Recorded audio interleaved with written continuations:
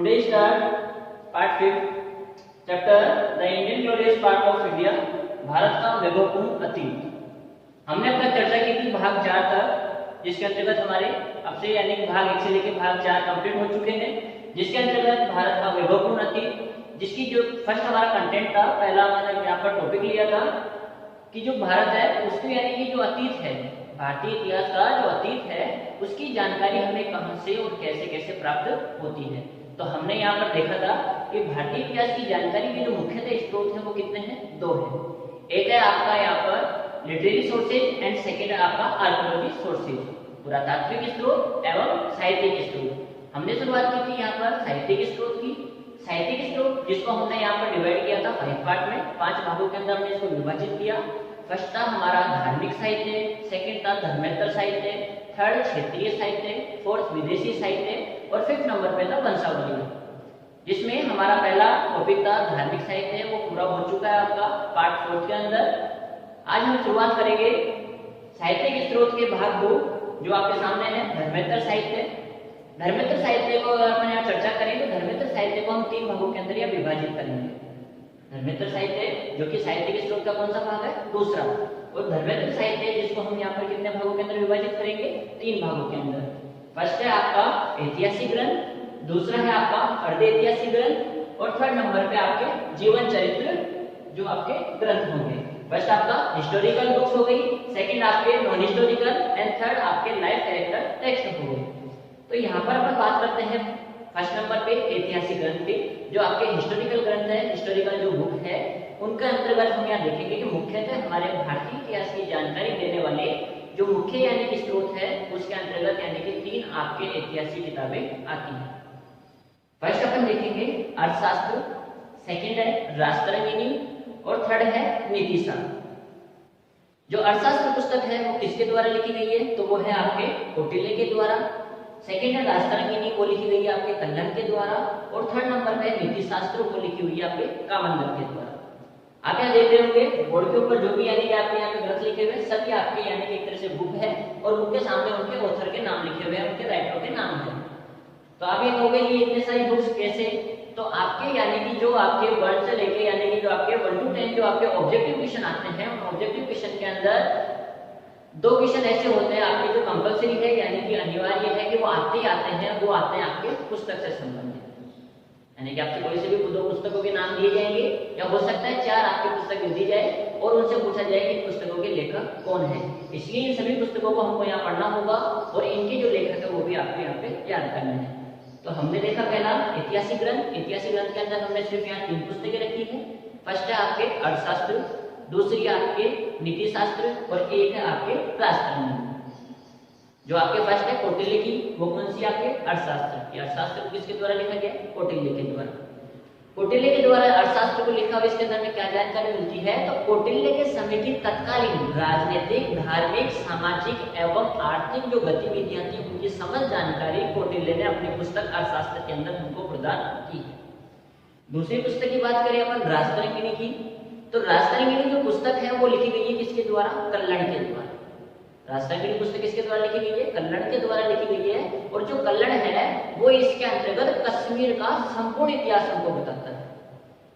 कल्हण ने ये पुस्तक लिखी है कब, 1150 ईस्वी के अंतर्गत, और इसके अंतर्गत प्राचीन समय से लेकर के कब तक, प्राचीन समय से लेकर के आपके 12वीं शताब्दी तक का जो संपूर्ण कश्मीर का इतिहास है वो किसमें लिखा गया, आपके राष्ट्ररंगिनी के अंदर। और राष्ट्ररंगिनी ये जो रचयिता है वो कौन है, कल्हण। कभी भी आपको ऐसा लगे कि आपको हाँ कश्मीर का इतिहास हमें पढ़ना है, कश्मीर के बारे में आपको जानकारी चाहिए, तो एकमात्र बुक मैं यहाँ पर आपको सजेस्ट करूंगा और वो बुक है आपके कल्हण की राष्ट्ररंगिनी। ये राष्ट्ररंगिनी जिसके अंतर्गत हमको कश्मीर का संपूर्ण यानी कि इतिहास हमें मिलता है। यहाँ तक कि कश्मीर की जो शुरुआत हुई थी, कश्मीर राज्य की स्थापना किसके द्वारा की गई, वो समस्त जो जानकारियां है वो कल्हण ने हमको इस पुस्तक राष्ट्ररंगिनी में बताई है। कश्मीर के बारे में आपको थोड़ा सा बता दूं कि कश्मीर जो आपका यानी कि एक तरह से राज्य है, कश्मीर की जो यानी कि एक तरह से स्थापना की गई थी, वो स्थापना की गई थी आपके जो आपके पांडव थे 5 भाई, उनके अंदर सबसे छोटा भाई था आपका सहदेव। उसी सहदेव के द्वारा ही आपके यानी कि कश्मीर राज्य की स्थापना की गई थी। ये समझ जानकारी आपको कहां से प्राप्त होती है, कल्हण की राष्ट्ररंगिनी से।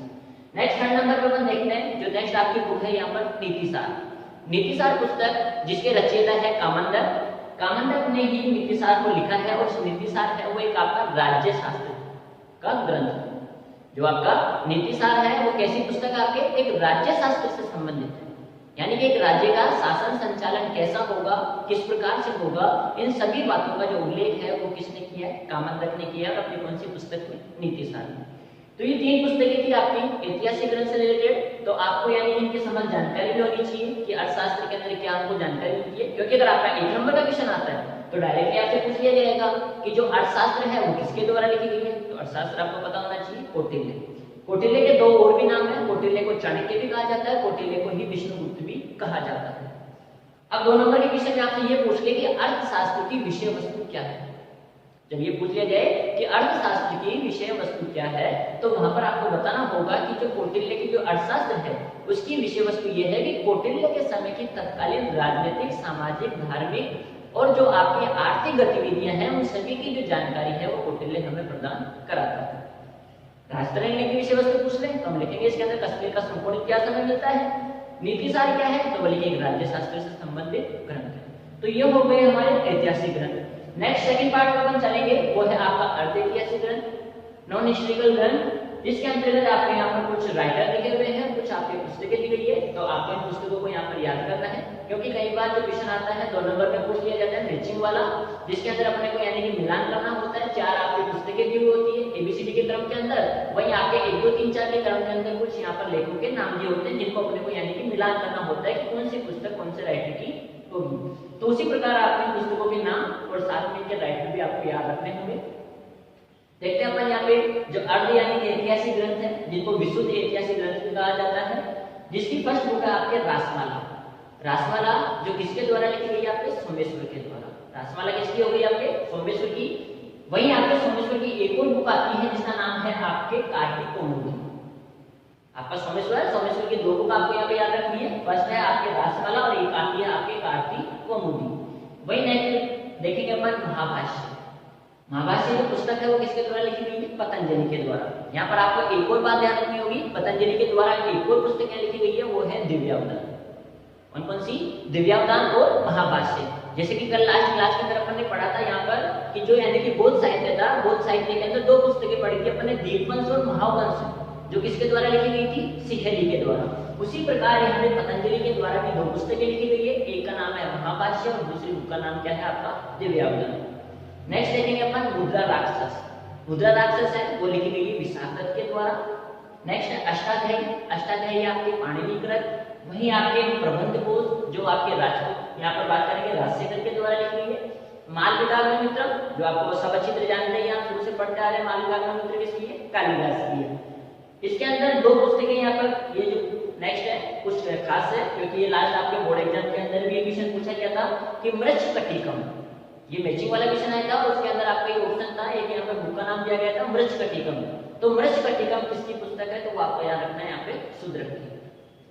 फिर से एक बार वापस देखेंगे अर्ध ऐतिहासिक ग्रंथ। इसके अंदर डिटेल कुछ नहीं पढ़नी है आपको, सिर्फ बुक्स के नाम याद रखना है और उनके यानी कि जो लेखक है उनके नाम याद रखना है। सबसे पहले अपन ने देखा यहाँ पे सोमेश्वर। सोमेश्वर की 2 पुस्तकें आपको याद होनी चाहिए। सोमेश्वर की 2 पुस्तक कौन सी हो गई? एक हो गई आपकी रासमाला और दूसरी कौन सी है? आपकी कार्तिक कौमुदी। ठीक है, सोमेश्वर की 2 बुक, एक रासमाला और दूसरी आपकी कार्तिक कौमुदी। नेक्स्ट राइटर है आपका कौन? पतंजलि। पतंजलि की 2 पुस्तकें हैं कौन सी? एक महाभाष्य और एक दूसरी दिव्यावदान। थर्ड नंबर पे विशाखदत्त, मुद्रा राक्षस, पाणिनि, अष्टाध्यायी, राजशेखर, प्रबंध कोश, कालिदास, मालविकाग्नि मित्र और शूद्रक की जो बुक है वो कौन सी है? आपके मृच्छकटिकम। तो इसी प्रकार से सभी लेखकों के नाम और सभी बुक्स के नाम आपको याद होने चाहिए। नेक्स्ट चलते हैं अपन थर्ड पार्ट की तरफ, जो है आपके जीवन चरित्र ग्रंथ, यानी कि आपके लाइफ कैरेक्टर टेक्स्ट, जिनके अंदर अपन देखेंगे, यहाँ पर चर्चा करेंगे। जो फर्स्ट बुक है आपके, ये देखिए आपके क्या है कि जो ऐतिहासिक ग्रंथ था वो किसी यानी कि एक तरह से आपके समय के अंदर यानी कि लिखा हुआ ग्रंथ था। जो अर्ध ऐतिहासिक ग्रंथ है वो किसी व्यक्ति के द्वारा लिखा गया है, लेकिन उसके अंदर बहुत से लोगों की हमको जानकारियां मिलती है। जैसे कोई वंश हो गया तो पूरे वंश की जानकारी मिलती है। लेकिन जब अपन थर्ड पार्ट की तरफ चलते हैं, जीवन चरित्र ग्रंथ, तो जीवन चरित्र आप अच्छी तरह जानते हो, जीवन चरित्र यानी कि किसी एक व्यक्ति का पार्टिकुलर, किसी एक व्यक्ति के ऊपर लिखी गई पुस्तक। जैसे कि आप पढ़ते हो पृथ्वीराज चौहान के बारे में आप पढ़ते हो तो पृथ्वीराज चौहान की पुस्तक कौन सी आती है? पृथ्वीराज रासो। अगर आप बाबर को पढ़ते हो तो बाबरनामा, हुमायूं को पढ़ते हो तो हुमायूंनामा, अकबर को पढ़ते हो तो अकबरनामा, यहाँ तक कि एपीजे अब्दुल कलाम हमारे, तो उनकी भी अपन बायोग्राफी उसके अंदर भी उनकी पूरी जीवन की उनकी जीवनी हमको मिलती है। तो उसी प्रकार से यहाँ पर भी कुछ बुक्स है हमारी जो हमारे भारतीय इतिहास की जानकारी प्रदान कराती है, लेकिन ये जो बुक्स लिखी गई है वो पार्टिकुलर किसी एक व्यक्ति एक पर्सन के ऊपर लिखी गई है। तो यहाँ पर देखेंगे अपन कौन कौन सी खास बुक्स है। फर्स्ट यहाँ है आपके बुद्ध चरित्र। जो पहली बुक है यहाँ पर वो कौन सी आपके बुद्ध चरित्र। बुद्ध चरित्र जो पुस्तक है वो किसके द्वारा लिखी गई है, अश्रु घोष के द्वारा। और नाम से आपको स्पष्ट हो रहा है इसके अंदर चरित्र है, किसका चरित्र है, बुद्ध का। और बुद्ध कौन है, आपके महात्मा गौतम। एकदम सही कि जो बुद्ध चरित्र है जिसके अंतर्गत हमको संपूर्ण जो जानकारी मिलती है वो किसकी मिलती है, आपको महात्मा गौतम बुद्ध की। नेक्स्ट अपन बात करते हैं यहाँ पे हर्ष चरित्र। हर्ष चरित्र जो पुस्तक है वो रचित है किसकी, बाणभट्ट की। बाणभट्ट ने हर्ष चरित्र को लिखा है। और हर्ष चरित्र के अंतर्गत जो हमारा हर्षवर्धन था, हर्षवर्धन जो कौन से वंश का था, कौन से वंश से बिलोंग करता है, पुष्यवृत्ति वंश। जो पुष्यवृत्ति डायनेस्टी थी उसी डायनेस्टी से बिलोंग करता है आपका हर्षवर्धन। और उस हर्षवर्धन के ऊपर एक पुस्तक लिखी गई है उसकी जीवनी के ऊपर, जिस पुस्तक का नाम है हर्ष चरित्र। और इस हर्ष चरित्र को जिसके द्वारा लिखा गया है वो व्यक्ति कौन है, आपका बाणभट्ट। नेक्स्ट अपन बात करेंगे यहाँ पे विक्रमादेव चरित्र की। जी हाँ, विक्रमादेव जो आपका यानी कि शासक है, जिसके अंदर एक कश्मीरी आपके यानी कि पंडित है, कश्मीरी पंडित एक आपका यानी कि राइटर है बिल्हण है। उसी बिल्हण के द्वारा यानी कि एक तरह से इसके अंदर लिखा गया है। और ये जो विक्रमादेव है ये चालुक्य वंश का एक प्रतापी शासक है। और ये विक्रमादेव फर्स्ट नहीं, ये आया आपका 6 नंबर का। विक्रमादेव षष्ठ जो यानी कि एक तरह से आपके उसके ऊपर एक किताब लिखी गई है जिसका नाम है विक्रमादेव चरित्र। नेक्स्ट अपने पृथ्वीराज विजय, जैसे आपने पढ़ा पृथ्वीराज चौहान की आपके पृथ्वीराज रासो, उसी प्रकार से आपके एक राइटर है जयानंद जिनके द्वारा पुस्तक लिखी गई है पृथ्वीराज विजय। और इस पृथ्वीराज विजय जो हमारे यानी कि एक तरह से राजस्थान से भी संबंधित है। इसके अंदर हमारे राजस्थान का शासक है पृथ्वीराज चौहान तृतीय, जिसके बारे में हमको संपूर्ण जानकारी यहाँ पर मिलती है। नेक्स्ट है हमीर महाकाव्य। हमीर महाकाव्य जो कि आपके हमीरदेव चौहान, कौन, हमीरदेव चौहान जो यानी कि आपके शासक था कहाँ का, रणथंभौर। जिसे चित्तौड़ के अंदर पढ़ा अपन ने राणा रतन सिंह, वैसे यानी कि अपन ने हमीरदेव चौहान, पृथ्वीराज रासो। उसी प्रकार से हमीर महाकाव्य जो लिखी गई है किसके द्वारा, नैचंद के द्वारा। नेक्स्ट आपके जयचंदी का नाम, जयचंद अलग है, हमीर महाकाव्य है वो लिखी गई है आपके नैचंद के द्वारा। ठीक है, इसको जयचंदी पढ़ना है, यह है आपका नैचंद। नेक्स्ट आपके भोज चरित्र। भोज चरित्र जो आपका यानी कि राजा भोज था उसी के ऊपर यानी कि एक तरह से बात करें यानी उसी प्रकार से यहाँ पर भोज चरित्र जो लिखी गई है किसके द्वारा, आपके बल्लाल के द्वारा। नेक्स्ट है कुमारपाल चरित्र जो लिखी गई है जयसिंह के द्वारा। और एक लास्ट में आपके उपास्य काव्य जो लिखी गई है आपके हेमचंद के द्वारा। तो यानी कि एक तरह से जो हमारे साहित्य के स्रोत का, जो हमारे भारतीय अतीत की जानकारी हमें प्रदान कराता है, उस साहित्य के स्रोत को हमने 5 भागों में बांटा था। और उसका पहला भाग हमारा हो चुका था, आज हमने स्टार्ट किया था दूसरा भाग धर्मेंद्र साहित्य। धर्मेंद्र साहित्य को वैसे पूर्णतः यानी कि 3 भागों में ही विभाजित किया जाता है। एक आपका ऐतिहासिक ग्रंथ, एक आपका अर्ध ऐतिहासिक ग्रंथ जिसको आप विशुद्ध ऐतिहासिक ग्रंथ भी बोल सकते हैं या विशुद्ध साहित्य भी बोल सकते हैं, और तीसरा आता है हमारा जीवन चरित्र ग्रंथ। इन तीनों को मैंने यहाँ पर पढ़ा। इसके अंदर कुछ पुस्तकें मैं एक बार आपको वापस रिपीट करा दूं क्योंकि आपके लिए काफी खास है और हर बार इनमें से 1 या 2 क्वेश्चन आपके आते ही आते हैं। तो तीनों बुक तो आपको ये याद रखनी है, अर्थशास्त्र कौटिल्य की, राजतरंगिणी कल्लन की, नीतिशास्त्र कामांगल की। इधर अर्ध ऐतिहासिक में देखें तो कुछ 2-3 बुक है वो ज्यादा खास आपके लिए। एक महाभाष्य और दिव्यावतार जो पतंजलि की है, अष्टाध्यायी पाणिनि की है तो मुद्रा राक्षस पिशाच की है, वही प्रबंध कोश राजशेखर की है तो मालविका मित्रम किसकी है, कालिदास की है। जब वो कालिदास की है तो वृक्षकटिकम किसकी है, आपके शूद्रक की है। तो ऐसे कहने के कुछ खास है आपको बुक यहाँ पर है और इनके नाम आपको बिल्कुल याद होने चाहिए। और जैसे यानी कि आपके यहाँ बोर्ड पे लिखा हुआ है वो सभी आपको यानी कि एक तरह से घर पे आपके नोट्स है वो आपको तैयार करने हैं। और कुछ बुक्स के बारे में मैंने इनकी विषय वस्तु भी बताई है, जो विषय वस्तु मैंने यहाँ बोर्ड पे लिखी नहीं है लेकिन आपके सामने उसको एक्सप्लेन किया है। तो आप वीडियो को पॉज करके उनको साथ के साथ अच्छे से पढ़े, अच्छे से उनको सुने और साथ ही साथ अपने नोटबुक के अंदर भी उनको उतारे ताकि आपके जो नोट्स है वो कंप्लीटली एक तरह से आपके तैयार हो चुके। इन तीनों के साथ साथ अपने एक और चर्चा करेंगे कि कुछ अन्य कथा साहित्य भी है, कि कुछ अन्य कथाएं भी हमको मिलती है जिनके जो हमारा यानी कि कुछ अन्य भी आपको यहाँ पर बात करेंगे साहित्य की जो काफी खास है। और ये जो बुक्स ऐसी है जो अब तक यानी कि आपके पीछे वाले यानी कि जो पिछले एग्जाम थे उनके अंदर ये क्वेश्चन पूछे गए हैं, तो हम इनकी चर्चा जरूर करेंगे यहाँ पर। फर्स्ट बुक है आपके पंचतंत्र। एक बुक हो गई कौन सी, आपके पंचतंत्र, जो इन तीनों पार्ट के अंदर नहीं आती है। पहले बता दूं आपको ये तीनों पार्ट में नहीं आती है, इसलिए मैंने यहाँ पे लिखा है आपके अन्य तथा साहित्य। पहली है कौन सी, पंचतंत्र, जो किसने लिखी है, आपके विष्णु शर्मा ने। नेक्स्ट है आपके कथा मंजरी जो है गुलाडे की, बृहद कथा मंजरी सेमेंद्र की, कथा सरित्र सागर है वो है आपके सोमदेव की, और एक है आपके अमरकोश अमर सिंह की। ठीक है, अमरकोश है वो किसकी, आपके अमर सिंह की है। पंचतंत्र विष्णु शर्मा की, कथा मंजरी गुलाडे की, बृहद कथा मंजरी सेमेंद्र की, और कथा सरित्र सागर सोमदेव की। तो इसी प्रकार से हमारा भाग 5 जो आप कंप्लीट होता है, भाग 5 पूरा होता है, जिसके अंतर्गत हमने आज पूरा कवर किया यहाँ पे साहित्यिक स्रोत का भाग 2 धर्मेंद्र साहित्य। नेक्स्ट हमारी मुलाकात होगी भाग 6 के अंतर्गत, जिसके अंदर हम पढ़ेंगे साहित्यिक स्रोत का भाग 3 जो होगा हमारा कौन सा, क्षेत्रीय साहित्य।